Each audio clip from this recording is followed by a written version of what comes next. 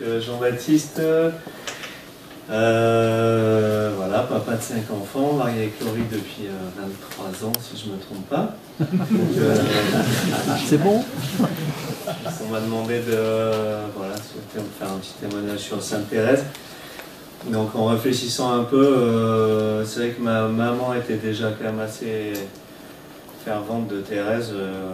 Dans son coin prière, on voyait souvent déjà un peu cette image comme ça. Voilà, déjà tout petit, j'avais appris un peu à la connaître. Et puis avec les JMJ, depuis 97 déjà, on avait rencontré un peu j'avais rencontré la communauté du Carmel.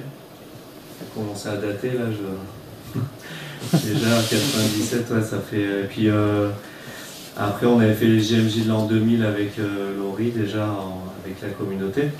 Donc j'avais été quand même sensibilisé à cette voix qui me parlait bien, cette petite voix d'enfant spirituel.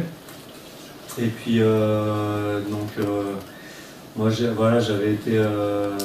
travaillé dans le nucléaire, donc en électrotech, et j'avais toujours été passionné par les énergies renouvelables, etc.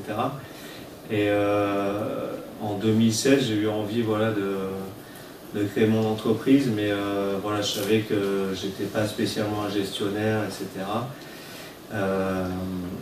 Et du coup, je me suis dit, allez, est-ce que je tente le coup de laisser tomber mon petit boulot pépère en centrale, etc. Du coup, j'ai eu l'intuition de me prendre un peu une dizaine de saints au ciel pour m'aider, quoi. Carrément.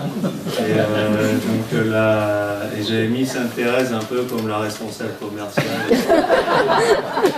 Elle est un peu, les yeux un peu de partout. Je me suis dit, ça ira très bien.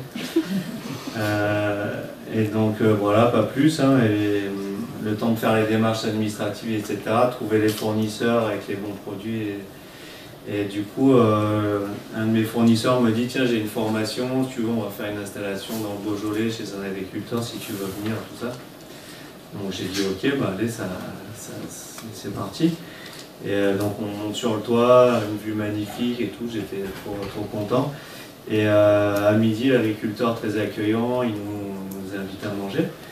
Et du coup, il nous fait une salade, et c'est la première fois de ma vie que j'ai mangé. Il avait fait une salade avec des pétales de rose dans la salade. Je me suis dit, tiens, là j'ai pensé forcément à Thérèse et tout. Et le soir, en revenant dans la voiture sur RCF, j'entendais un témoignage, et effectivement, il disait que on était le 1er octobre. Et j'avais même pas calculé en fait. Donc je me suis dit, bon allez, c'est quand même un signe un peu flagrant.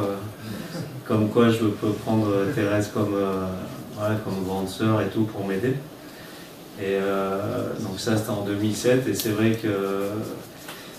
vrai qu'après ça s'est développé vraiment de façon hyper exponentielle. Et vraiment en approfondissant un peu son message, c'est vrai que le fait de donner sans trop calculer, en faisant confiance à la Providence, ça m'a travaillé tout doucement. C'est vrai qu'au bout de 2 ans, j'ai essayé de mettre en place la règle des Focolari, des 3 tiers de Kira Lubick, d'essayer de partager un tiers de son résultat avec les salariés, un tiers avec l'entreprise, un tiers sur des projets. Et du coup, on a pu faire pendant 2-3 ans des beaux projets humanitaires. Et c'était quand même un beau clin d'œil, parce que moi je suis allé faire un projet à Madagascar. Et j'ai vu des Thérèses de partout, dans toutes les maisons, ils sont très fervents de Thérèse là-bas. Donc à chaque fois c'était quand même un signe qu'elle était quand même toujours là. Et puis après la vie c'est pas l'histoire à l'eau de rose sans les jeux de mots, mais tout le temps. Donc en fait, quand les aides se sont arrêtées, forcément l'activité a vraiment chuté.